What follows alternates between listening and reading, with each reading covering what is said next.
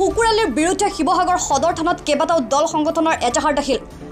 শনিবাৰৰ দিনটোত নিৰ্বাচনী সভাত অসমৰ বিষয়ে সম্যক জ্ঞান নথকা শুকুৰালীৰ বিৰুদ্ধে আজি বিয়লি শিৱসাগৰ থানাত পৃথকে পৃথকে এজাহাৰ দাখিল কৰে কেইবাটাও দল সংগঠনে।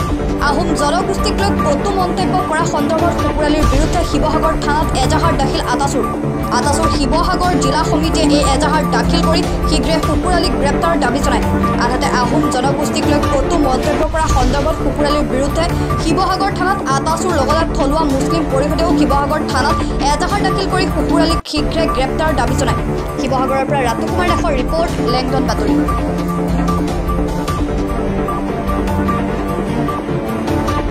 প্ৰথম কথা হলে শুকুৰালী কোনো ধৰণৰ বুৰঞ্জীৰ সাম্যক জ্ঞান নাই, ইতিহাস সম্পৰ্কে অকোষে একো নজনা। এই শুকুৰালীয়ে এটা স্বাভিমানী জাতিক আক্ৰমণ কৰি উদ্দেশ্য প্ৰণোদিতভাৱে কথা ক'ব আৰু আমি টাইম ছাত্ৰ সন্থাই বহি থাকিম এইটো কোনো কাৰণতে সহজভাৱে মানি ল'ব নোৱাৰোঁ, এইটো কথা স্পষ্ট। আমি ইতিমধ্যে শিৱসাগৰ সদৰ থানাত শিৱসাগৰ জিলা সমিতি টাইম ছাত্ৰ সন্থা শিৱসাগৰ জিলা সমিতি ইতিমধ্যে আমি গোচৰ ৰুজু কৰিছোঁ যে তেওঁক অনতিপলমে গ্ৰেপ্তাৰ কৰি জেল হাজোতলৈ প্ৰেৰণ কৰিব লাগিব। আৰু ইতিমধ্যে আমি এটা কথা গম পাইছোঁ যে শুকুৰালীয়ে এই যিসমূহ কথা বতৰা আচলতে কৈছে যে ইতিমধ্যে লাচিত বৰফুকনক লৈ যি ধৰণৰ মন্তব্য প্ৰকাশ কৰিছে এই মন্তব্য কোনো কাৰণতে গ্ৰহণযোগ্য হ'ব নাই। লাচিত বৰফুকনে লবিৰ ৰাজনীতি কৰিছে বুলি কৈছিলে, আহোমসকলৰ কোনো ধৰণৰ অৱদান নাই বুলি কৈছে।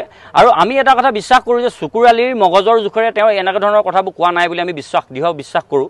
এই কথা বতৰাবোৰৰ আঁৰত কোনোবা হয়তো নিশ্চয়কৈ থাকিব, বাৰু যিয়ে নহওক যোনেই নাথাকক কিয়, কিন্তু শুকুৰালীয়ে এনেধৰণৰ যিটো ভুল কৰিছে ইয়াৰ তেওঁ শাস্তি পাব লাগিব। অন্যথা আমি ইয়াৰ পৰৱৰ্তী পৰ্যায়ত শুকুৰালীক ৰাজহুৱা স্থানত আমি তেওঁক সামাজিকভাৱে ৰাজহুৱাভাৱে আমি ৰাজহুৱা স্থানত তেওঁক শাৰীৰিকভাৱে অপদস্থ কৰাৰ পৰা কোনো কাৰণতে আমি বিৰত নাথাকিম, সেইটো কথা আমি টাইম ছাত্ৰ সন্থাই স্পষ্ট ভাষাৰে জনাই দিছোঁ। আৰু এটা কথা আমি শিৱসাগৰবাসীৰ ৰাইজে এটা কথা আমি শিৱসাগৰ সামাজিক অনুষ্ঠান প্ৰতিষ্ঠানলৈ আমি অনুৰোধ জনাইছোঁ যাতে কোনো কাৰণতে যে শুকুৰালীক এনেকুৱা সামাজিক অনুষ্ঠানলৈ যাতে নিমন্ত্ৰণ নজনায় আৰু শুকুৰালীয়ে যাতে উজনি অসমলৈ ভৰি দিয়াৰ আগতে যাতে 10 বাৰ চিন্তা কৰে, তাৰ কাৰণে শুকুৰালীক আমি সকনি প্ৰদান কৰিছোঁ। আৰু এই শুকুৰালী যাতে এটা খুহুতীয়া হাঁহি খুৰাক যি যন্ত্ৰ আমি বিভিন্ন সময়ত কৈছোঁ হাঁহি খুৰাক যন্ত্ৰ হৈ থাকক, তাতকৈ যাতে কোনো কাৰণতে সীমা অতিক্ৰম নকৰে তাৰ কাৰণে শুকুৰালীক আমি চৰম সীমা বান্ধি দিছোঁ। আৰু আজি শিৱসাগৰ জিলা প্ৰশাসনৰ ওচৰত আমি এটা দাবী উত্থাপন কৰিছোঁ যে অনবতি পলমে যে শুকুৰালীক এটা আইনৰ প্ৰক্ৰিয়াৰ ভিতৰত গণ্ডিৰ ভিতৰত থাকি যাতে শাস্তি প্ৰদান কৰে আমি টাইম ছাত্ৰ সন্থাই দাবী উত্থাপন কৰিছোঁ। এটা কথা স্পষ্ট যে বিভিন্ন সময়ত দেখিছোঁ যে আহোম জাতিৰ প্ৰতি বিৰূপ মন্তব্য প্ৰকাশ কৰে আৰু ইয়াৰ এটা TRP লয় নিজে। এইটো আমি শুকুৰালী আমি ভাবোঁ যে ইয়াৰ ব্যতিক্ৰম নহ'ল। আৰু নিশ্চয়কৈ আমি কৈছোঁৱেই যে শুকুৰালীৰ এই মন্তব্য আঁৰত নিশ্চয়কৈ কোনোবা এক শ্ৰেণী শক্তিশালী পক্ষ আছে যিয়ে নেকি শুকুৰালীক নিয়ন্ত্ৰণ কৰি ৰাখিছে। আৰু সেই হেতুকে শুকুৰালীয়ে যে গ্ৰেপ্তাৰ হোৱাৰ ভয়ত অনতি পলমে শুকুৰালীয়ে ইতিমধ্যে ক্ষমা খুজিছে, কিন্তু আমাৰ টাইম ছাত্ৰ সন্থাৰ স্পষ্ট কথা এই ক্ষমা আমি মুখ্যমন্ত্ৰীলৈ আমি ডাইৰেক্ট অনুৰোধ জনাইছোঁ পোনপটীয়াকৈ যাতে এই শুকুৰালীক যাতে নাকি লগোৱাৰ ব্যৱস্থা গ্ৰহণ কৰে আৰু শুকুৰালীক যাতে কঠোৰতকৈ কঠোৰ যাতে শাস্তি প্ৰদান কৰক আমি তাৰ আশা প্ৰকাশ কৰিছোঁ। আচলতে তোমালোকৰ এই 2 নম্বৰী কথা বতৰাবিলাক ইতিমধ্যে আমি আজি দুদিনৰ পূৰ্বে সংবাদ মাধ্যমৰ যোগেদি আমি শুকুৰালীৰ যি মন্তব্য আছিলে মন্তব্য আমি প্ৰত্যক্ষ কৰিছিলোঁ আৰু এই মন্তব্য আমি সম্পূৰ্ণৰূপে উজনি অসম থলুৱা মুছলিম পৰিষদৰ তৰফৰ পৰা আমি গৰিহণা দিছোঁ আৰু তীব্ৰ ভাষাৰে আমি তাৰ বিৰোধিতাও কৰিছোঁ। আৰু লগতে আমি এটা কথা আমি সংবাদ মাধ্যমত যেতিয়া আমি পাইছিলোঁ সেই ভিডিঅ'টোত আমাৰ স্বতঃস্ফূৰ্তভাৱে ওলাই আছিলে যেন এটা নিৰ্বাচনী প্ৰচাৰ তেওঁলোকে চলাই আছিলে আৰু নিৰ্বাচনী প্ৰচাৰটো বিজেপিৰ হৈ নিৰ্বাচনী প্ৰচাৰ চলাইছিলে। সেই হেতুকে আমি বিজেপিৰ যি নিৰ্বাচনী প্ৰচাৰত এনেকুৱা ধৰণৰ মন্তব্য যেতিয়া আহোমসকলকে ধৰি লাচিত বৰফুকনকে ধৰি যিকোনো মন্তব্য যেতিয়া দিলে বিৰূপ মন্তব্য দিলে তেতিয়া আমি বিজেপি দলৰ আমাৰ যিজন আছে মুখ্যমন্ত্ৰী মহোদয়কে ধৰি বিজেপি দলৰ জিলাৰ সভাপতিকে সকলোকে আমি অনুৰোধ জনাইছোঁ আৰু দাবীও জনাইছোঁ যে এই যিজন শুকুৰালী আছে শুকুৰালীক এই বিজেপি দলৰ প্ৰচাৰ কৰাৰ পৰা সম্পূৰ্ণ বিৰত ৰখাব লাগে। আৰু যদিহে তেওঁ বিজেপি দলৰ সক্ৰিয় কৰ্মী হয় তেনেহ'লে সক্ৰিয় কৰ্মী যদি হয় তেওঁক বিজেপি দলৰ পৰাও পদত্যাগ কৰিব লাগে। উজনি অসম থলুৱা মুছলিম পৰিষদৰ ফালৰ পৰা এইটো বিপুল দাবী হয়।